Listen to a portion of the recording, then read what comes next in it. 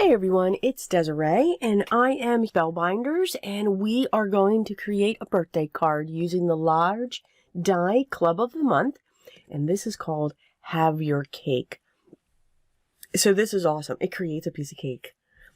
I love building with the dies. So this is what the die looks like. So you get the pieces, of course, to create your piece of cake, a candle. You can also have some pieces of fruit off to the side, and then you have all of these cutouts for a sentiment that you can put in the layers of the cake. So immediately when I saw this, I immediately thought of a 7-layer chocolate cake. Yeah. Which I can't have right now because I'm on a diet. Yeah. Okay. So I'll live through the die. So you can see that you get 23 dies and you get this wonderful inspiration. So in your kit, you'll get the card that goes with this. I always print this down so that I can show you what that looks like. So you have a lot of ways to use up your scraps and build your item that way. Okay, so let's get to this. So I've cut down some solid pieces of cardstock. I used a brown and an ivory for my framed background. And now I have a piece of the white cardstock. So you can see, since I immediately saw the 7-layer chocolate cake, we're going to make a chocolate cake with this, with some vanilla icing. So this stamp set here is called Sprinkles. Now, there are different levels in Spellbinders. So you can be a subscriber to one individual kit, but they also have other levels as well. So you could also be a value club member where you've grouped together some of the kits, or you could be a VIP value club member where, you know, a lot of them are going, like the Kit and Caboodle, the Works, and the Glimmer Groupie, which I think is hysterical for the names. If you are a member currently, or if you do that this month to be a VIP Value Club member, you will get this stamp set for free.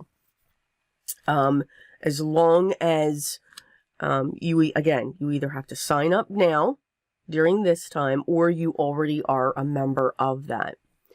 So in the stamp set, as you saw, has these sprinkles. So I'm using my potting soil archival ink because I wanted some chocolate sprinkles.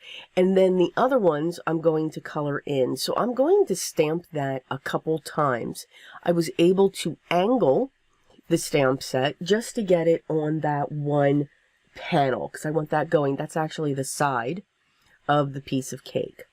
I just pulled in a alcohol marker just to give some shadow to the flame that I cut out using some yellow cardstock. And then the stripes, I'm just going to glue those down as well to give the illusion of a yellow candle. And that's what that looks like. So we're going to set that aside. So now for some of my strips, so you can see I used the 2 Happy and Birthday. So I cut them out, and I have a different color rainbow going on here. But on these stamp, the ones that are on the top, I'm actually going to pull from the stamp set for you. And then this next level is going to say on this. The third one is going to say special. And then the last one that I stamp is going to say day. So my entire sentiment is going to be for you on this special day. Happy birthday. So I'm still using my brown ink that I did for my chocolate sprinkles.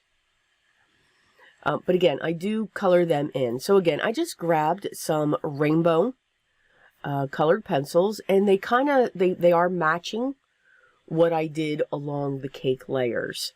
And I'm just coloring, just adding just a little bit of color to them. Not much, just a little bit. Now, just a note, so no, I am using my archival ink. It was the one that was closest to me. So just know that whenever you use your archival inks, your stamps will stain. They don't come clean. Just saying. But it's okay. They're still usable. They're still workable. So now we can start constructing.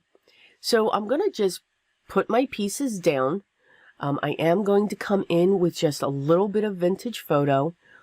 Not much, but just to help give some shadows. Now what's great is when you die cut the pieces, the layers of frosting for the top and the bottom, they do emboss. So you already get an image that goes through there. So I'm just going to add a little bit of shading to the background using one of my blending brushes. It's my makeup brushes. Just to add a little bit. Now, a lot of it is behind the cake, but I just wanted the soft cloud to come from behind. Going to use my liquid adhesive to put all of my pieces down.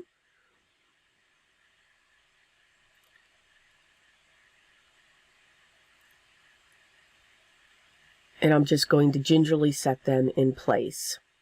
This is very simple to come together. I really had a good time. I like, it takes a while. I mean, sometimes to construct all of these pieces, it can take time, but it is really a lot of fun. Just to see what your image will come out with, the details that they go into on some of the pieces, I think is just great. You can get some really cute images, and again, great stash buster.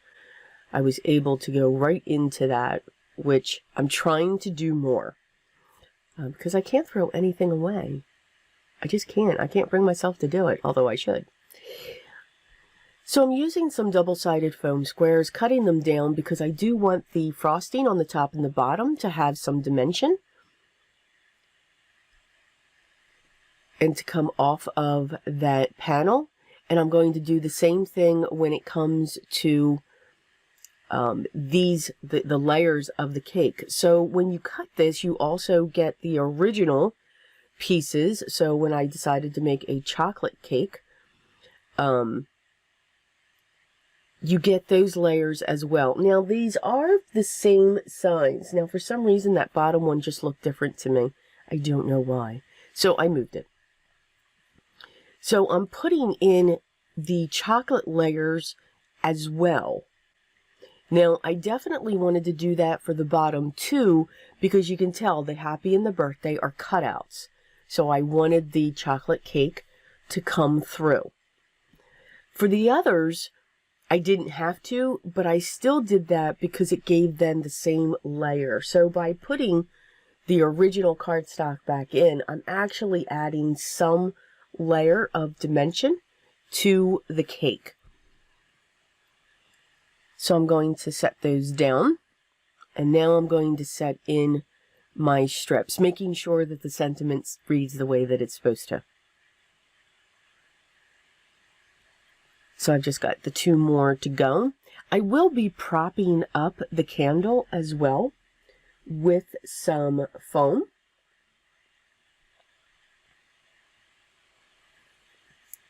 And again, just to give that some dimension as well.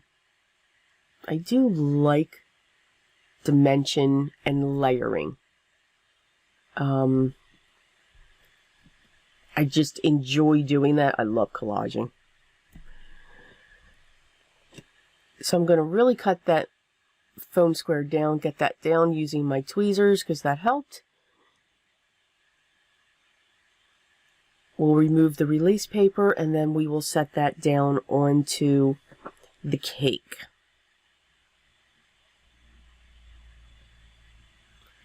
Just going to pick that up because it looked a little crooked.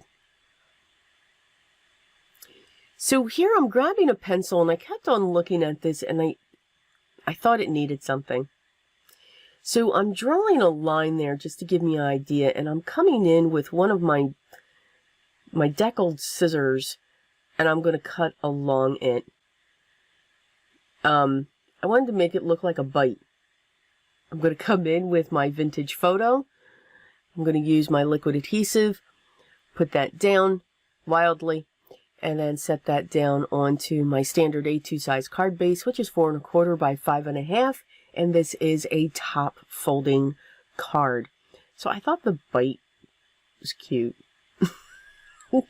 You could also do that to the cake itself too. That would be awesome as well. What I did off camera is I did grab my Spectrum Noir sparkle pen, and you can see that it's on the top and the bottom of the frosting, and then on each of the layers within the cake. So I do hope you enjoyed today's project using the large die of the month. And remember, if you are currently or become this month a VIP Value Club member, you will get that stamp set for free. As always, all of the links to their subscription page, the gallery, their shop, their different levels of value clubs and so forth, please, all of those will be listed down below. If you have any questions, make sure you leave that down below as well, and I will get back to you as soon as I can. I would love for you to be a member of my group here, so make sure you hit that subscribe button and make sure you ring the bell so that you know when the next video is live and ready for you to watch. Everyone, please continue to enjoy your day. Continue to stay safe and healthy as always. But remember what's most important for me. Even if you do it just a little bit. Always be creative. Till next time, guys.